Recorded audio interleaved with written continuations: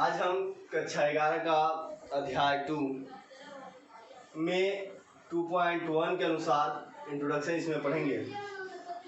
अध्याय 2 आपका संबंध एवं फलन है, जो आपके 12 में भी काम करता है। इसका उसमें समुच्चयों का कार्तीय गुणनफल है, और समुच्चयों का कार्तीय गुणनफल पढ़ने से पहले हम क्रमित युग्म को पढ़ते हैं। और क्रमित युग्म होता क्या है?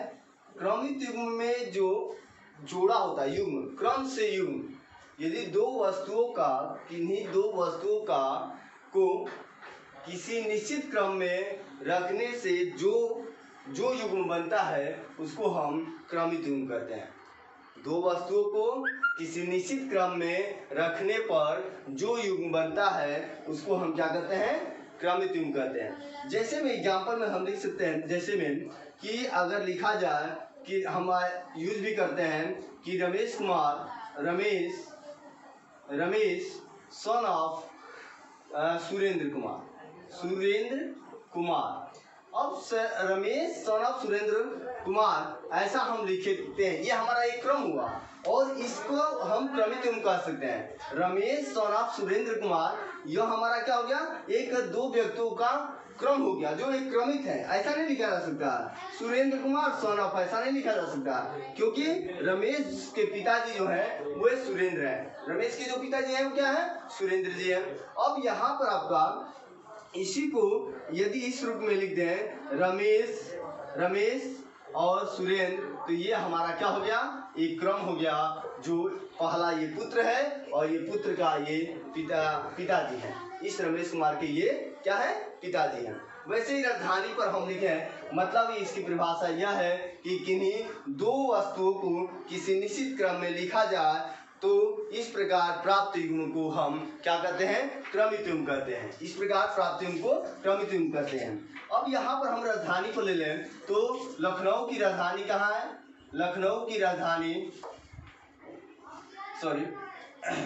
उत्तर प्रदेश की राजधानी कहाँ है? उत्तर प्रदेश की राजधानी कहाँ है? लखनऊ है।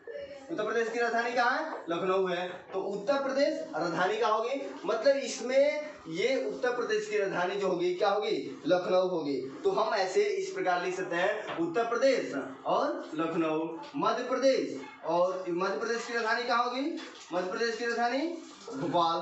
तो यह हमारा भोपाल, ये दो क्रमित युग्म हो गए। जैसे कि यह आपका प्रदेश हो गया और ये आपका राजधानी हो गई, यह आपका प्रदेश हो गया, यह आपकी राजधानी हो गई। तो इस प्रकार हम इस परिभाषा कर सकते हैं कि किन्हीं दो वस्तुओं को एक निश्चित क्रम में रखने से जो युग्म बनता है उस युग्म को हम क्रमित युग्म कहते हैं। और क्रमित युग्म को लिखने का ढंग ऐसे ही है। ये आपका कुछ छोटा क्वेश्चन ले लेते हैं, और उत्तर प्रदेश, और ये आपका राजधानी कहाँ हो गई? लखनऊ। राजधानी कहाँ हो गई? लखनऊ। इस रूप में हम लिखते हैं। यही रूप को क्या कहलाता है? क्रमित युग्म कहा जाता है। पहले अवयव को प्रथम घटक, पहले अवयव को क्रमित युग्म में आने वाले पहले अवयव को प्रथम घटक, और दूसरे अवयव को हम द्वितीय घटक कहते हैं। द्वितीयक घटक, या ऐसे भी कह सकते हैं कि इसको प्रथम अवयव और इसको द्वितीयक अवयव कहेंगे। प्रथम अवयव प्रथम घटक कह सकते हैं, मतलब पहले वस्तु को प्रथम घटक, द्वितीय वस्तु को क्या लिख सकते हैं? द्वितीयक घटक कहते हैं। क्या कहते हैं? द्वितीय घटक कहते हैं। ठीक है। और या हम इसको लिख सकते हैं, प्रथम घटक प्रथम अवयव कर सकते हैं, और प्रथम अवयव, और इसको द्वितीय अवयव कह सकते हैं। ठीक है। या हम ऐसे कोऑर्डिनेट में पढ़े भी हैं, एक्स निर्देशांक और वाई निर्देशांक के रूप में। तो इसको प्रथम निर्देशांक और इसको द्वितीयक निर्देशांक कह सकते हैं। निर्देशांक भी हम इसको, घटक को निर्देशांक भी कह सकते हैं। अब इसमें कुछ नोट हैं, इसमें नोट में लिख लेते हैं हम लोग कि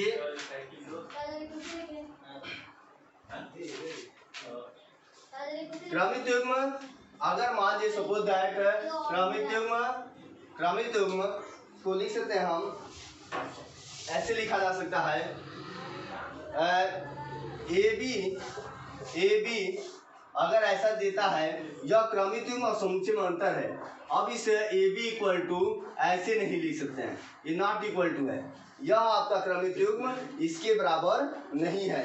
और ये भी ऐसा भी नहीं हो सकता है कि ए बी जो है वह बी ए के बराबर है, ऐसा भी नहीं हो सकता है कि ए बी, ये नोट है आपको याद रखिएगा कि इस क्रमित युग्म का मतलब एक समुच्चय नहीं है, और इस क्रमित युग्म को ए बी है तो हम इसको बी ए नहीं लिख सकते हैं, इसलिए कि हम समुच्चय में ऐसा लिख सकते हैं जो ए बी है वह बी ए के बराबर होता है, ए बी जो है बी ए के बराबर होता है।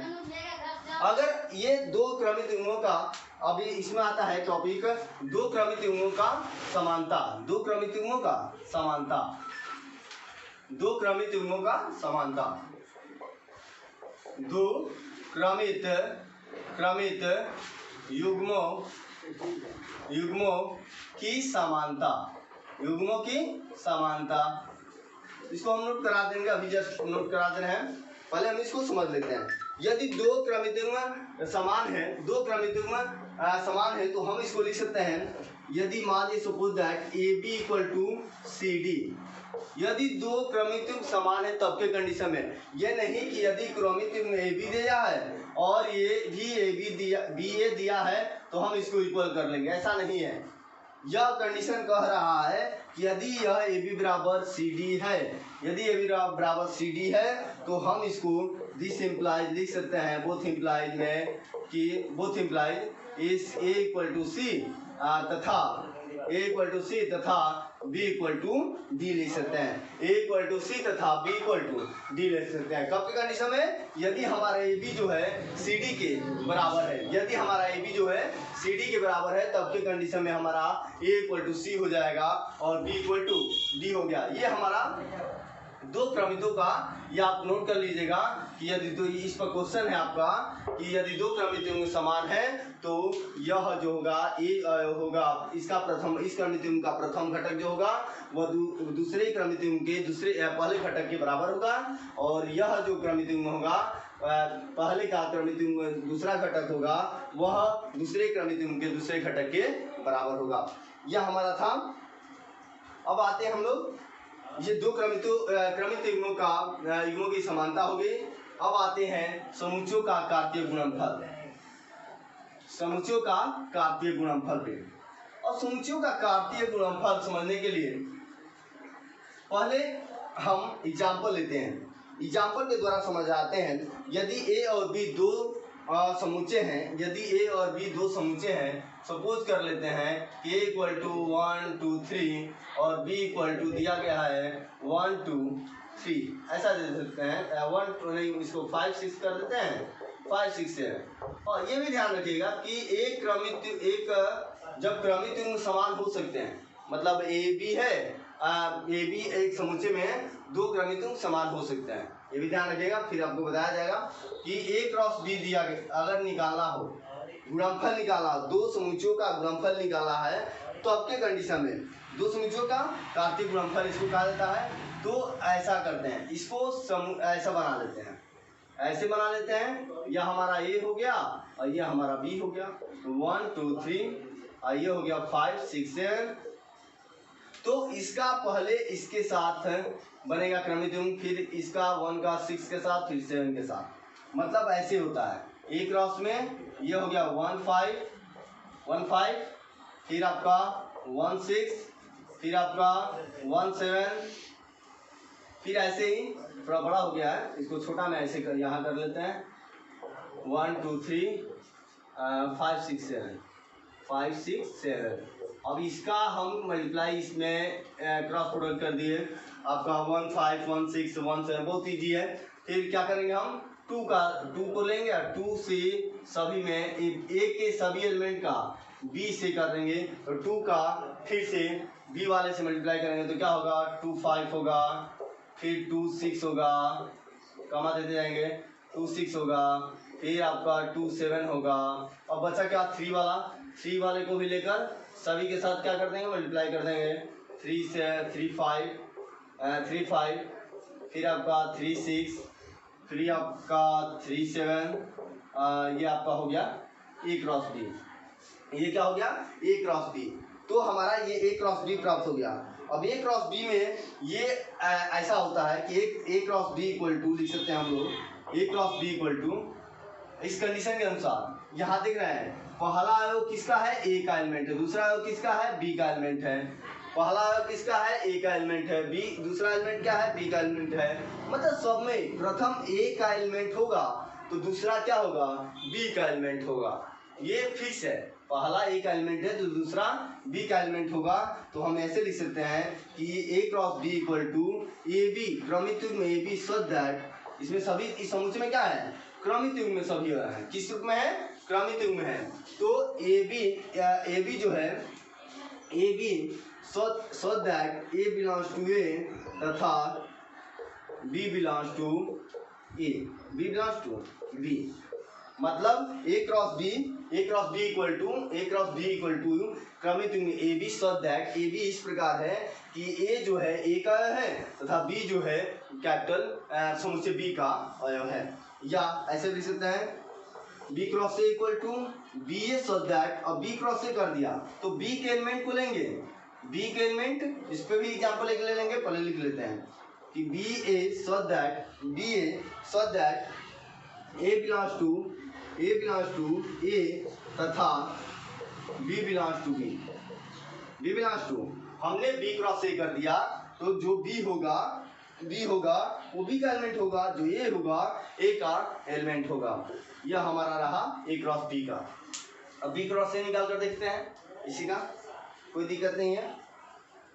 आपको कहीं भी दिक्कत हो तो आप जरूर कमेंट बॉक्स में कमेंट करके बताएं।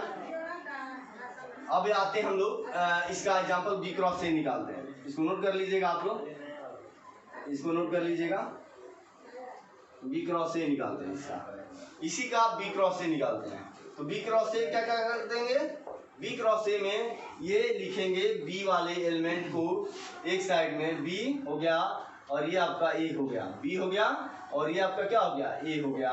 तो बी वाले को हम लिखते हैं 1 2 3, सॉरी बी वाला 5 6 7 है तो 5 6 7 और ये हो गया 1 2 3, 1 2 3 हो गया। अब आते हैं हम लोग बी क्रॉस ए पे। तो बी पहले हमने बताया है कि एक अवयव को लीजिए और बी के सभी एलिमेंटों से मल्टीप्लाई कर दीजिए, तो अर्थात क्रमित युग्म बना लीजिए। क्या हो जाएगा, 5 1 होगा, फिर आपका क्या होगा 5 2 होगा। इससे इस प्रश्नावली 2.1 में सेम इसी प्रकार इसके क्वेश्चन मिलेंगे, क्रमित युग्म के रूपों में ही मिलेंगे। 5 क्या हो जाएगा, 3 हो जाएगा। ठीक है। अब देखिए पहला अवयव किसका है, बी का अवयव का है और बी के समुच्चय का है, और दूसरा अवयव किसका है, ए के समुच्चय का है। तो यहाँ पर ये हो गया, फिर अब 6 को उठाएंगे ऐसे ही, तो क्या होगा 6 1 होगा, फिर आपका 6 2 होगा, फिर आपका 6 3 होगा, ऐसे ही होगा। और फिर उसके बाद 7 को उठाएंगे तो 7 1 होगा, 7 2 होगा, फिर आपका 7 3 होगा। ठीक है, ऐसे ही आपका ये हो गया आपका बी क्रॉस ए। कोई दिक्कत नहीं, आपको कहीं भी परेशानी होती है तो आप जरूर कमेंट बॉक्स में कमेंट करें। अब इसको हम परिभाषा के रूप में लिख देते हैं। अब इसको हम परिभाषा के रूप में आपको क्रमित युग्म और समुच्चयों का कार्तीय गुणनफल हम लिख दे रहे हैं, आप नोट कर लीजिए। इसकी परिभाषा हम आपको दे दिए, इस तरह मैं बार बार बताया हूँ कि क्रमित युग्म ऑर्डर पेयर दो वस्तुओं की निश्चित क्रम में लिखा जाए और उससे प्राप्त युग्म को हम क्या कहते हैं, क्रमित युग्म कहते हैं। जब दो वस्तुओं को किसी निश्चित क्रम में लिखा जाता है तो इस प्रकार प्राप्त होने वाला युग्म क्या कहलाता है, क्रमित युग्म कहलाता है, ऑर्डर पेयर कहते हैं उसको। समुच्चयों का कार्तीय गुणनफल, इसको हम बता चुके हैं। अब इसको समुच्चयों का कार्तीय गुणनफल है, यदि ए और बी दो अरिक्त समुच्चय हैं, यदि ए और बी दो अरिक्त समुच्चय हैं, जो एग्जांपल लेकर हम परिभाषा जो बताए हैं आपको उसी चीज का है। यदि ए और बी दो अरिक्त समुच्चय हैं और तथा तो ए के अवयव को प्रथम घटक और बी के अवयव को द्वितीय घटक लेकर बने क्रमित युग्मों का समुच्चय ए और बी का कार्तीय गुणनफल कहलाता है। जैसे फिर इस परिभाषा को रिपीट कर देना है कि यदि दो समुच्चय ए और बी हैं तो दो समुच्चयों में से ए के प्रथम अवयव को ए समुच्चय से तथा द्वितीय को बी समुच्चय से लेकर बने क्रमित युग्मों का समुच्चय, क्रमित युग्मों का समुच्चय को हम क्या कहते हैं, कार्तीय गुणनफल कहलाता है, जिसे a क्रॉस b से प्रदर्शित किया जाता है। जिसे क्या कहते हैं? a क्रॉस b से प्रदर्शित करते हैं। अब a क्रॉस b जो कहता है कि क्रमित युग्म ऐसा है सच दैट जिसमें a जो है a का है और b जो है b का है। अब यहाँ पर b क्रॉस a है, तो यहाँ ध्यान मैंने बता भी दिया हूँ कि क्रमित युग्म a b not equal to क्रमित युग्म b a b not equal to B a के बराबर होता है।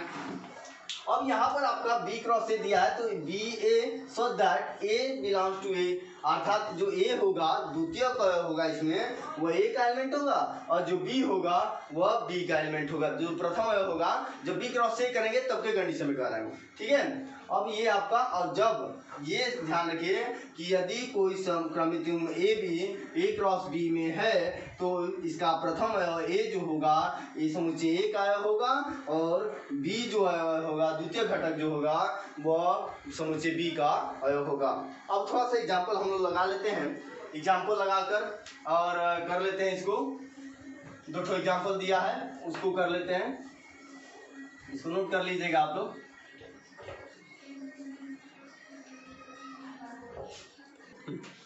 अब एग्जाम्पल नंबर पहला हम लोग देखते हैं। कह रहा है कि एग्जाम्पल नंबर पहले में कि यदि लिखा है कि यदि x plus one y minus two equal to 3 1। अब यहाँ दे दिया है, मैंने कहा था, मैं अभी जस्ट बताया कि जब क्रमित युग्म दोनों समान हो यदि इक्वल देता है तब के कंडीशन में इसका पहला जो होगा पहले इसके दूसरे क्रमित युग्म के पहले के बराबर होगा। जब कहता है तब के कंडीशन में तो x और y का मान ज्ञात करना है। मतलब जो वैल्यू ज्ञात करना है आपका x और y का ये दिया गया है। जब ऐसा होगा चूंकि लिख लेंगे, चूंकि ये क्वेश्चन था इसको हम लिख लेते हैं x plus y 1 y minus 2 equal to 3 1, ठीक है। तो ऐसा है तो इसको लिख सकते हैं x प्लस 1 इक्वल टू 3, तो x प्लस 1 इक्वल टू क्या हो गया, तो x प्लस 1 इसको ट्रांसफर कर देते हैं, x इक्वल टू क्या हो गया 3 माइनस 1, तो x इक्वल टू क्या हो गया 2। ये हमारा आंसर हो गया। ये कहा है तब की कंडीशन, तथा y माइनस 2 इक्वल टू 1, तो y इक्वल टू क्या हो गया 1 माइनस इधर आएगा तो क्या हो गया प्लस 2, तो y इक्वल टू क्या हो गया 3।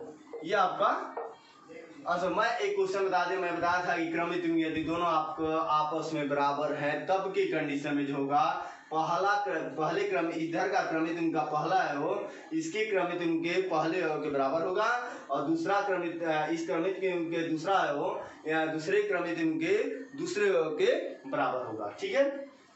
अब आते हैं एग्जाम्पल नंबर दूसरे पर, इसको आप नोट कर लीजिएगा। यहाँ पर हमने इक्वल दिखा दिया, इक्वल है आपका, तो x प्लस 1 इक्वल टू 3, तो x प्लस 1 इक्वल टू 3 हो गया और x इक्वल टू 3 माइनस 1 अर्थात x इक्वल टू क्या हो गया 2 और y माइनस 2 इक्वल टू 1, तो y माइनस 2 इक्वल टू 1 हो गया, तो y इक्वल टू क्या हो गया 1 प्लस 2 और 1 प्लस 2 इक्वल टू 3। अब इसको आप नोट कर लीजिएगा। अगला एग्जाम्पल देखते हैं। एग्जाम्पल नंबर 2 कह रहा है कि यदि p equal to a b c दिया गया है। एग्जाम्पल नंबर 2 आपका दिया गया है कि p equal to a b c और q इक्वल टू आर। तो कह रहा है p क्रॉस q तथा q क्रॉस p ज्ञात कीजिए, ठीक है। तो पहले हम ज्ञात करते हैं p क्रॉस q। तो मैं बताया हूँ कि आप ऐसा करेंगे कि दो खींच लेंगे ऐसे टाइप का, इसको P मान लेते हैं और इसको Q मान लेते हैं। तो P में हमारा A B C और ये आपका R है। P वाले के एक अवयव को लेकर इसे मल्टीप्लाई करते हैं तो हमारा क्या हो जाएगा, ये है एक ही है ना, तो A R हो जाएगा, क्या हो जाएगा A R। फिर P का दूसरा लेंगे तो ये हो जाएगा B R हो जाएगा और फिर C R। तो यहाँ पर आपका इसमें C से लेकर कर देंगे बारी बारी कर देंगे, C R हो गया। ये आपका हो गया ऐसा। तो ये P क्रॉस Q प्राप्त हो गया। अब हमारा Q क्रॉस P ज्ञात करते हैं। Q क्रॉस P ज्ञात करेंगे तो क्या हो जाएगा, अब देखिए इसको Q मान लेते हैं। पहला हमारा क्या हो गया ये Q हो गया और ये हमारा P हो गया।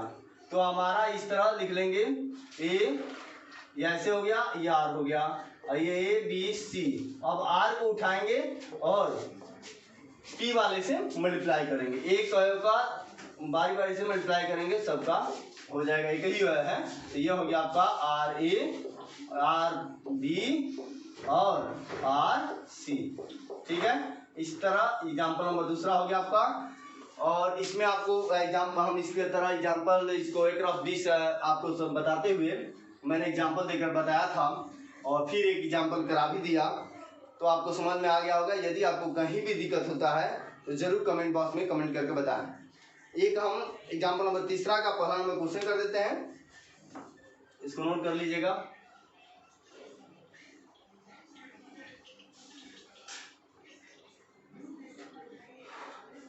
एग्जाम्पल नंबर तीसरा है, एग्जाम्पल तीसरा का आपका पहला ये ए दिया गया है, A 1 2 3, ठीक है, और B दिया गया है 3 4, ठीक है, और C दिया गया है आपका 4 5 6। बढ़िया क्वेश्चन है आपका। तो इसमें आपका पीछे से भी पूर्व जो आप पढ़े हैं 1.1 चैप्टर में जो भी पढ़े 1.1 से और 1.6 तक, उन सबका यूज है। थोड़ा सा इंट्रोडक्शन आपका इंटरसेक्शन यूनियन का प्रयोग है इसमें। तो पहले हमारा पहला नंबर ये कह रहा है कि A cross B intersection C का मान ज्ञात कीजिए। तो जब भी ऐसा आता है तो पहले हमारा क्या है, B इंटरसेक्शन C ज्ञात करेंगे। क्या ज्ञात करेंगे? B intersection C। पहले क्वेश्चन मिला देते हैं ठीक से। 4 5 6 है, 3 4 है और 1 2 3 है, 4 6 है, 1 2 3 है। तो B इंटरसेक्शन C, तो B इंटरसेक्शन C निकाल लेते हैं। तो B इंटरसेक्शन C क्या हो जाएगा? इसमें 3 4 क्या कॉमन है? इंटरसेक्शन का मतलब कॉमन तो मसा की तरह कार्य करता है। तो 3 कॉमन नहीं है, 4 कॉमन है। तो हमारा 4 एक का अवयव हो गया। ठीक है, अब ये 4 हमारा हो गया, तो अब निकाल लेते हैं A cross B intersection C। तो हमारा क्या हो जाएगा? ऐसे लिख लेते हैं, एक कितना है 1 2 3 और क्रॉस 4। ठीक है, तो अब इसका बारी बारी से मल्टीप्लाई कर देते हैं। तो क्रमिक में होगा 1 4, फिर आपका ये नहीं मल्टीप्लाई करके 4 लिखिएगा, 1 4 2 4 और ये क्या हो गया 3 4। कोई दिक्कत नहीं है, एक ही है। तो आपका ये इस प्रकार हो गया। यह हमारा क्या मालूम हो गया? A cross B intersection C। अब एग्जाम्पल नंबर हम आपको इसका दूसरा नंबर क्वेश्चन देखते हैं। करेंगे A क्रॉस B और इंटरसेक्शन A क्रॉस C। तो पहले क्या निकालेंगे? A क्रॉस B निकालेंगे, उसके बाद A क्रॉस C निकालेंगे और फिर उसका इंटरसेक्शन कर देंगे। तो इसको भी हम करा दे रहे हैं तो, और हो गया ये, आप नोट कर लीजिएगा। यहाँ देखिए छूट गया है थोड़ा सा, ये आपका ऐसे कर दीजिए। अब एग्जाम्पल नंबर दूसरा हम थोड़ा सा देख लेते हैं। एग्जाम्पल नंबर तीसरा का दूसरा आपका ये हो गया। कह रहा है कि A cross B intersection A cross C, A cross B intersection A cross C कह रहा है। तो पहले हम क्या निकालेंगे? A क्रॉस B निकालते हैं। A क्रॉस B निकाल लेते हैं। तो A क्रॉस B में, हाँ A क्रॉस B में, तो देख लीजिए क्या हो जाएगा A क्रॉस B। यहाँ A क्रॉस B है तो ऐसे बना लेते हैं, 1 है 2 है 3 है और ये क्या है 3 और 4 है। ठीक है, तो 3 4 हो गया। अब यहाँ पर हम ऐसे बना लेते हैं कि हाँ यहाँ पे, तो इसको लिख लेते हैं 1 2 3 और क्रॉस, पहले क्रॉस B निकाल रहे हैं ना, 3 4। ठीक है, अब 3 4 हो गया। अब यहाँ पर आपका 1 का बारी बारी मल्टीप्लाई, 2 का लेकर फिर बारी बारी मल्टीप्लाई करेंगे, फिर 3 को लेकर बारी बारी मल्टीप्लाई करेंगे दूसरी वाले से। तो क्या होगा? ये 1 3 होगा, फिर क्या होगा 1 4 होगा, फिर क्या होगा 2 3 होगा, फिर क्या हो जाएगा 2 4 होगा, फिर क्या होगा 3 3 होगा और क्रमिक में समान हो सकते हैं। ठीक है, 3 3 होगा और फिर क्या होगा 3 4 होगा। ये ध्यान रखिएगा, समूचे में हम जब लिखते थे तो समूचे में एक एलिमेंट को दो बार नहीं लिखते थे, लेकिन यह क्रमित युग्म आपका समान हो सकता है, इससे आप मिस्टेक मत होइएगा। ए क्रॉस बी हमें मालूम हो गया। अब आते हैं हम ए क्रॉस सी निकालते हैं। ए क्रॉस सी निकालते हैं तो ए क्रॉस सी, ए कितना है आपका 1 है, 2 है, 3 है, और क्रॉस सी, सी कितना है 4 5 6, 6 कितना है 4 5 6, आपका ये इतना हो जाएगा। इसको नोट करते हैं कि यहाँ पर मल्टीप्लाई करते हैं 1 का 4। अब यहाँ ए क्रॉस सी निकालते हैं हम लोग। ए क्रॉस सी में आपका ये मल्टीप्लाई करते हैं तो क्या हो जाएगा 1 4 1 5, 1 को लीजिए बारी बारी से, इसमें क्रमित युग्म बनाते जाइए। फिर आपका 1 6, फिर 2 को लीजिए 2 4 2 5 और 2 6। ये आपका बहुत इंपॉर्टेंट चैप्टर है आपका 2 2 12 के लिए भी 12 में प्रयोग होता है, तो इसलिए बहुत इंपॉर्टेंट चैप्टर हो जाएगा आपके लिए। 2 6 3 4 3 5 और ये हो गया आपका 3 6, ठीक है। अब यहाँ पर आप इंटरसेक्शन निकालेंगे, इंटरसेक्शन निकाल लेते हैं। अब हमारा ये हो गया, देखिए 3 4 हो गया था और 3 5 हो गया, 3 6 हो गया, ठीक है। अब हम इसका इंटरसेक्शन दोनों का a cross b intersection, a cross b intersection a cross c. तो अब इसमें इंटरसेक्शन ये दोनों निकाले, इसको ऊपर लिख देते हैं, कहीं नहीं दिखेगा तो फिर दिक्कत हो जाएगा, इसको ऊपर लिख देते हैं, ये इसका काम नहीं है। ए क्रॉस बी निकालिए चुके हम लोग। अब यहाँ पर आपका a cross b intersection a cross b intersection a cross c, ठीक है। अब इन दोनों में ए क्रॉस बी और ए क्रॉस सी में इंटरसेक्शन मतलब कॉमन क्या है ये देखेंगे। तो कॉमन मतलब देखिए, अब ये एक प्रकार का अवयव हो गया, ये समुच्चय में ये क्रमित युग्म एक अवयव हो गया। अब देखिए कि 1 3 है, कहीं नहीं है, 1 3 नहीं है, 1 4 है, 1 4 है, 1 4 लिख लिए, ठीक है, 1 4 कॉमन है। फिर कहीं देखिए 2 3 है, 2 3 नहीं है, 2 3 नहीं है, इसमें कहीं नहीं है। 2 4 है, 2 4 लिख लिए, 2 4 है, देख लीजिए 2 4 आपका है, 2 4 और ये एक हमारा है और एक ये है, इसमें ये है और 2 4 हो गया। 2 5 2 4 3 3 नहीं है, 3 4 है, देख लीजिए 3 4 है। अब इसमें ऐसा कोई एलिमेंट नहीं है जो ए क्रॉस सी में है, तो ये हमारा हो गया क्या, यहाँ पर ये आपका कॉमन हो गया और ये आपका आ गया आंसर। इंटरसेक्शन आपका ये a cross b intersection a cross c है, मतलब पहले आप जब भी आएगा ऐसा तो हम पहले ए क्रॉस बी निकालेंगे, ए क्रॉस सी निकालेंगे और दोनों में कॉमन देखेंगे। बहुत ही बढ़िया क्वेश्चन था आपका, इस एग्जाम्पल में आप एक्सरसाइज लगाइएगा। अब जो भी आपको कहीं भी दिक्कत हो आप जरूर कमेंट बॉक्स में कमेंट कर बताइएगा।